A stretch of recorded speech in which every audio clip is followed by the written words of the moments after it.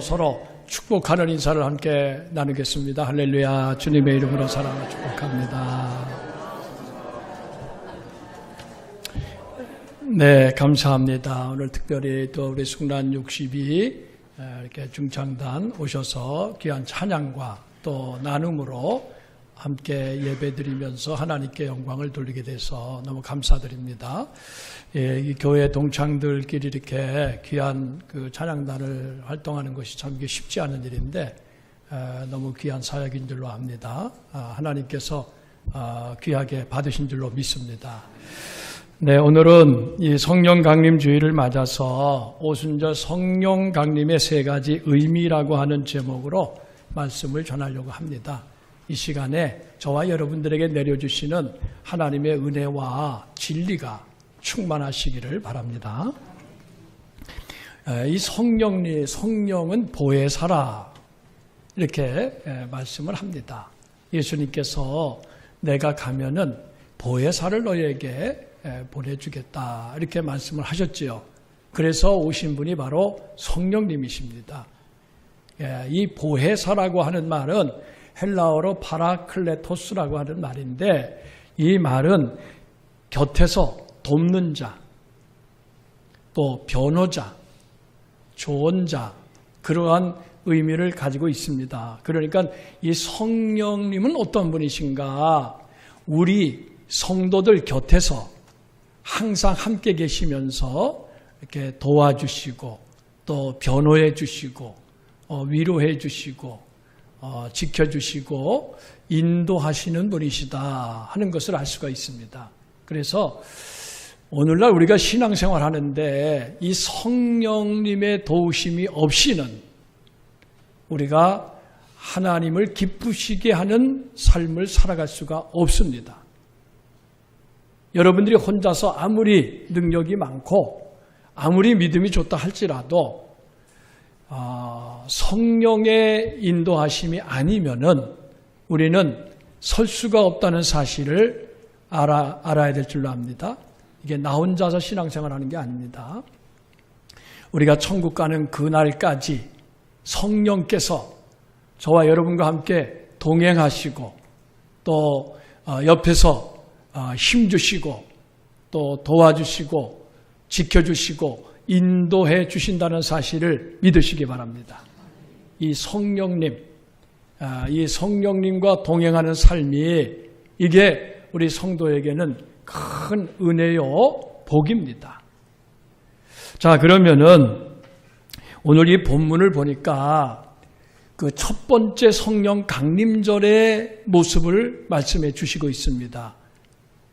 지금으로부터 2000년이 훨씬 지난 일이죠. 첫 번째 성령께서 임하셔서 그래서 그 성령의 충만함을 받은 그 120문도들 그들이 완전히 삶이 달라졌습니다. 완전히 삶이 달라졌다고 표현하는 것보다는 새 사람이 되었습니다. 이렇게 표현하는 게 맞는 표현입니다. 새 사람이 되었습니다. 성령께서 임하시니까 이 옛사람이 죽고 새 사람으로 완전히 태어나는 거지요.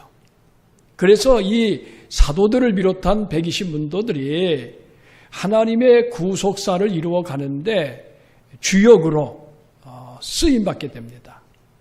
이분들이 없었다면은 오늘날 우리 교회가 이렇게 전 세계 속에 그 확장되고 또 저와 여러분들이 신앙생활을 이렇게 할 수 있었을까?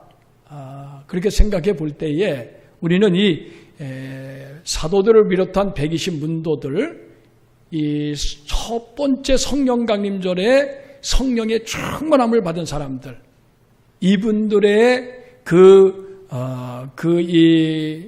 고마움을 우리가 이제 잊지 말아야 될 것입니다. 자, 그러면은 이분들이 이렇게 완전히 새 사람이 될 수 있었던 것은 어떻게 가능한가? 그것이 이제 오늘 제가 여러분들에게 말씀드리고자 하는 내용이 바로 그겁니다. 이 성령이 임하면은 어떠한 역사가 일어나느냐? 거듭남의 역사가 일어납니다. 성령께서 임하시고 성령의 충만함을 받은 사람은 반드시 거듭납니다. 이 거듭남이라고 하는 것은 뭡니까? 위로부터 태어나는 겁니다. 우리의 육신의 생명은 땅에서부터, 아래서부터 태어난 거지요. 그러나 거듭나게 되면은, 성령으로 거듭나면은 위로부터 태어나는 거예요. 그 위라고 하는 것은 어디입니까? 하나님. 하나님으로부터 태어나는 거예요. 그래서 저와 여러분들이 정말 하나님을 기쁘시게 하는 하나님의 자녀가 되려면은 위로부터 태어나야 됩니다. 위로부터 태어나지 않고서는 우리가 아무리 노력을 해도 하나님 아버지를 기쁘시게 할 수가 없습니다. 왜? 육은 육이고 영은 영이기 때문에 그렇습니다. 위로부터 태어나야 우리가 어떠한 사람이 되느냐?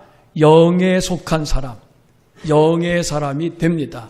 그것을 누가 하느냐? 이 성령께서 하시는 일입니다. 그래서 성령이 하시는 일의 첫 번째는 뭐냐면은 영의 사람으로 거듭나게 하시는 거예요. 영의 사람으로 거듭나게 하신다. 자, 여러분, 구약시대에는요, 이 하나님의 영, 구약시대에도 하나님의 영이 있었습니다. 구약시대 하나님의 영, 지금 성령이죠. 그 하나님의 영이 어떠한 사람에게 임했느냐? 구약시대에는 아주 특정한 사람들에게만 임했습니다. 그리고 일시적으로 임한 거예요. 그 대표적인 사람이 사사들입니다. 이 사사들은요, 이스라엘 백성이 어려움을 당할 때에 하나님이 특별히 세워주셔서 이스라엘을 구원하게 하시는 그러한 역할을 한 사람들입니다. 그런데 성경에 보면은 이 사사들의 공통적인 특징이 뭐냐? 하나님의 영이 임했다는 거예요.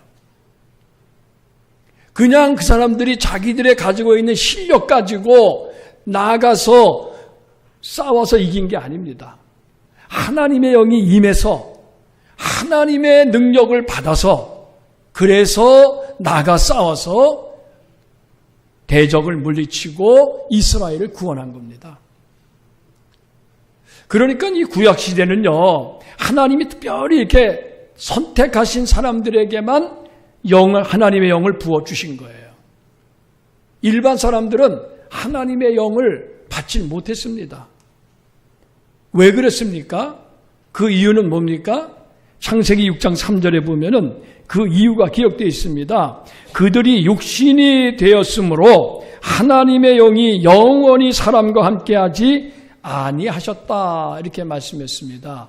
이 아담과 하와의 타락으로 말미암아 죄가 점점 세상에 퍼져나가고 그래서 하나님의 아들들이 사람의 아들들과 혼인을 하게 되고 그러면서 하나님의 영이 그들을 떠나갑니다. 그래서 이 구약시대는요, 하나님의 영이 일반 그러한 사람들과 이렇게 함께 하신 것이 아니라 사실은 분리된 상태에 있었던 거예요. 그래서 특별히 하나님께서 몇몇 사람들, 특별한 사람들에게만 하나님의 영을 부어주셔서 그들로 하여금 하나님이 기뻐하신 일을 하도록 한 것입니다. 그러나 여러분, 이 오순절 성령의 강림으로 말미암아 이제는 어떤 특정한 사람들이 아니라 누구든지 예수 그리스도를 믿고 간구하는 사람들에게 하나님이 성령을 부어 주십니다. 그래서 요엘 선지자가 예언한 말씀을 우리는 알고 있습니다. 말세에 내가 내 영을 모든 육체에 부어 주리니 너희의 자녀들은 예언할 것이요 청년들은 환상을 보고 늙은이는 꿈을 꾸리라 말씀하셨습니다. 자녀들, 청년들, 또 늙은이, 노인들. 여러분, 인간으로 보면은 이렇게 어린아이 또는 노인들 사실은 세상에서는 별로 알아주지 않지요. 그러나 그러한 사람들에게도 하나님이 성령을 부어 주신다는 거예요. 언제? 이 말세에, 마지막 때. 이 말세가 언제입니까? 바로 이 신약 시대죠. 지금 저와 여러분들이 살아가는 예수님이 오신 이후로 지금까지 이 말세다. 이렇게 말할 수가 있습니다. 왜 그렇습니까? 언제 주님이 오실지 아무도 모르기 때문에 말세지요. 마지막입니다. 우리가 시간이 많이 남았다고 평안하다, 안전하다 할 그때에 멸망이 호련히 이 말이라 이렇게 말씀했습니다. 그렇기 때문에 저와 여러분들은 지금 이 마지막 시대를 살고 있기 때문에 성령의 충만을 받아야, 그래야 우리가 하나님을 기쁘시게 할 뿐만이 아니라 이 세상을 이길 수가 있고요, 믿음으로 승리하는 삶을 살아갈 수가 있는 줄로 믿습니다. 이 성령께서 오셔서 이렇게 영의 사람으로 거듭나게 하시는 일을 하신 겁니다. 그뿐만이 아니라 성령이 임하면은 평화의 사람으로 거듭나게 하십니다. 평화의 사람. 무슨 얘기입니까? 여러분, 오늘 성경을 보니까요, 이 성령 충만함을 받은 사람들이요, 나가서 복음을 전하니까 떠들썩한 일들이 일어났습니다. 어떻게 되느냐? 사람들이 오순절 명절을 맞아서 천하 각국에서부터 몰려와가지고 성지순례를 하고 있어요. 예루살렘에 모여들었습니다. 그런데 어디서 갑자기 소리가 들리는데 자기들이 사는 그 고장, 자기들이 사는 그 나라의 말소리가 들리는 거예요. 이게 뭡니까? 이게 방언이죠, 방언. 예. 여기 오늘 4절 말씀에 보시면은요, 거기에 이렇게 말씀했습니다. 그들이 다 성령의 충만함을 받고 성령이 말하게 하심을 따라 다른 언어들로 말하기를 시작하니라. 이 다른 언어들로 말하기를 시작했다. 이게 뭡니까? 우리가 예전에는 개역성경에는 방언이라 이렇게 말했죠. 이 방언이라고 하는 게 뭡니까, 여러분? 표준말이 아니라, 표준말과 반대되는 말이 방언이잖아요. 이 지역의 말을 말하는 겁니다. 그러니까 이 성령 충만함을 받은 사람들이요, 다른 나라의 말을 했다는 거예요, 쉽게 얘기해서. 그러니까 천하 각국에서 모여든 사람들이 깜짝 놀란 거지요. 왜 그랬습니까? 이 120문도들을 주로 어디 출신들이냐? 갈릴리 출신들이에요. 갈릴리라고 하면 당시로 말하면은 아주 저 변방 소외된 지역입니다. 그러니까 이 120문도들의 대부분은 평범한 사람들이에요. 오히려 사회적으로 볼 때 보잘것없는 사람들이에요. 외국어를 배워본 적이 없어. 그런데 이 사람들이 성령의 충만함을 받고 자기들이 살고 있는 그 나라의 말로 말을 하는 거예요. 깜짝 놀랐죠. 근데 그들이 자기들이 사는 그 나라의 말로 무슨 말을 했느냐? 그리스도 안에서 하나님이 행하신 큰 일을 말하는 거예요.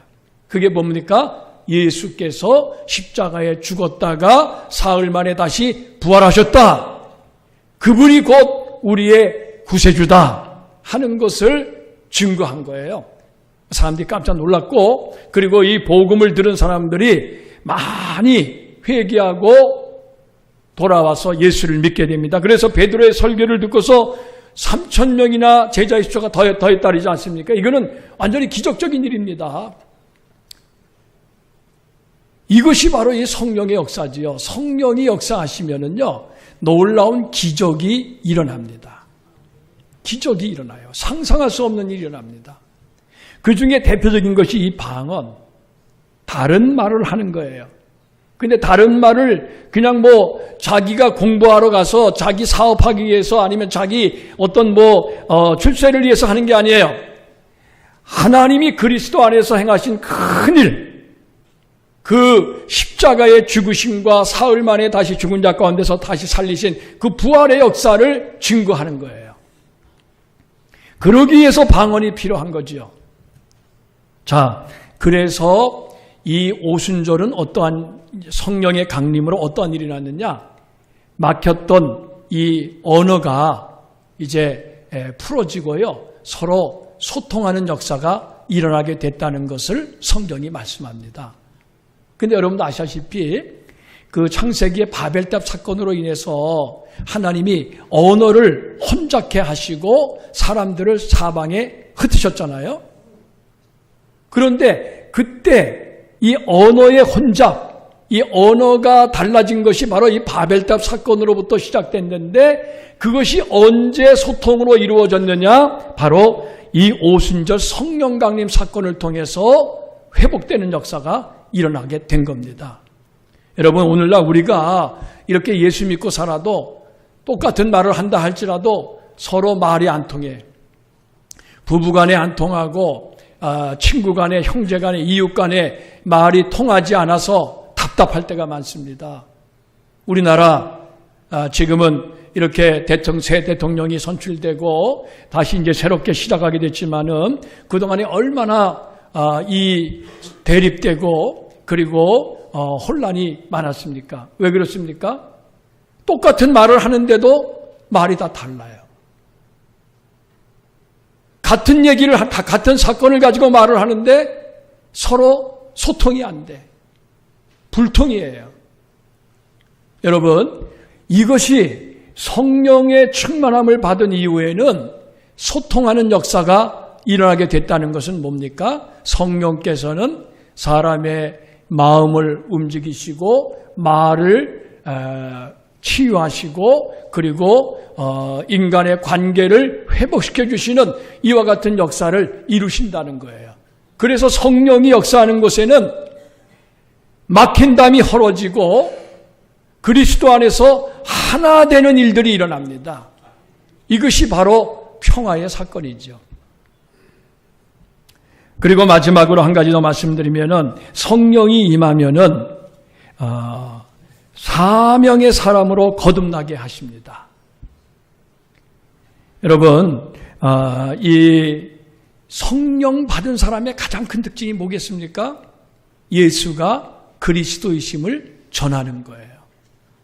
그것도 땅끝까지 이르러서, 그것도 자기 목숨까지 바쳐서 복음을 전하는 거예요. 여러분, 초대교회 성도들을 보세요. 이분들은요, 정말 예수가 그리스도이심을 전하는 일을 위해서 자기 자신을 온전히 헌신했습니다. 그리고 고난도 그리고 박해도 그들이 참고 견뎠습니다. 심지어는 목숨까지 바쳤어요. 순교자 스데반 집사가 그 대표적인 사람이지요. 자기를 돌로 치는 사람들을 향해서 이 스데반 집사는 욕하지 않았어요. 미워하거나 대적하지 않았습니다. 오히려 하나님, 저들을 불쌍히 여겨주십시오. 저들의 죄를 용서해 주십시오 하면서 그들을 위해서 기도했어요. 그리고 그 자기가 돌로 맞아 죽으면서도 그는 얼굴이 환하게 빛났습니다. 왜 그렇습니까? 성령께서 그에게 임하셨을 뿐만이 아니라 그의 눈을 열어서 그 하늘의 세계를 바라보게 하셨습니다. 예수 그리스도께서 하나님 보좌 우편에 서신 것을 보게 하셨어요. 그러니까 그의 마음이 감동이 되고 그의 얼굴이 정말 천사의 얼굴처럼 환하게 빛나는 이와 같은 일들이 일어났습니다. 여러분, 오늘 이제 결론적으로 말씀을 드리겠습니다. 오늘 성령 강림 주일입니다. 이 성령 강림 주일은요, 과거에 2000년 전에 성령께서 임하셨다 하는 것을 기념하는 그러한 절기로만 끝나서는 안 됩니다. 중요한 게 뭐겠습니까? 바로 이 시간, 바로 이 성령 강림 주일을 맞은 저와 여러분들에게도 성령께서 임하시기를 바랍니다. 성령의 충만함을 받으시기를 바랍니다. 성령의 충만을 위해서 우리가 사모해야 되고 그리고 기도해야 됩니다. 오순절 날에 성령이 임하셨다는 것은 뭘 말하는 겁니까? 이 120문도들이 예루살렘을 떠나지 말고 아버지께서 너에게 약속하신 바 성령을 기다려라 하시는 예수님의 분부를 받들고 마가의 다락방에 모여서 기도하기 시작했는데 하루 이틀 기도한 게 아닙니다, 여러분. 하루 이틀 기도한 게 아니에요. 거의 10여일 가까이 그들이 모여서 오로지 기도에만 힘썼어요. 여러분, 왜 우리가 성령의 충만함을 받을 수 없느냐? 너무 바쁩니다. 기도할 시간이 없고, 기도해도 뭐 조금 기도하면은 다 끝났어. 할 일이 너무 많습니다. 우리는 바쁘기 때문에 기도하지 못한다고 생각을 해요. 근데 여러분, 그거는 사실은 잘못된 생각입니다. 기도는 성도의 호흡이요 생명입니다. 기도하지 않는 사람이 성령의 충만함을 받을 수가 없습니다. 네, 여러분들이 성령의 충만함을 사모하신다면은 오로지 기도에 힘쓰시기를 바랍니다.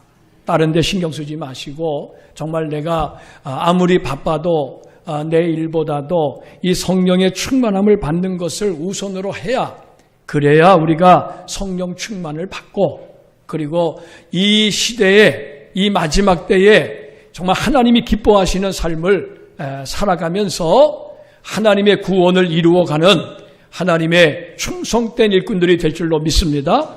우리 말씀을 묵상하면서 함께 기도하시겠습니다.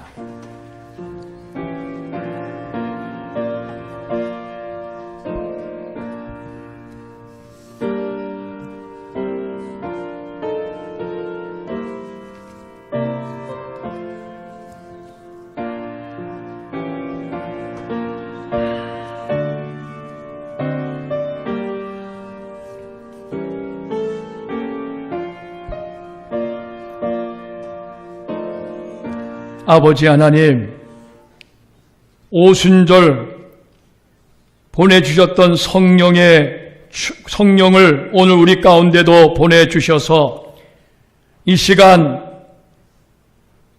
겸손히 엎드린 종들에게 성령으로 충만하게 하여 주시옵소서.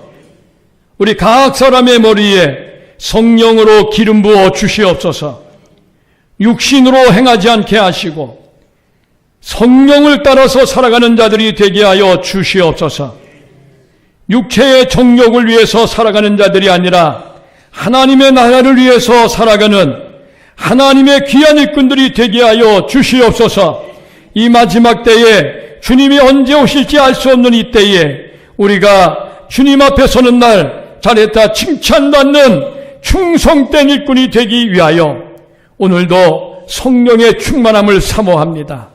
우리 각 심령위에 임하셔서 성령으로 기름 부어주시고 충만하게 하여 주시어서 날마다 그리스도 예수 안에서 살아가는 믿음의 승리자들이 되게 하여 주시옵소서.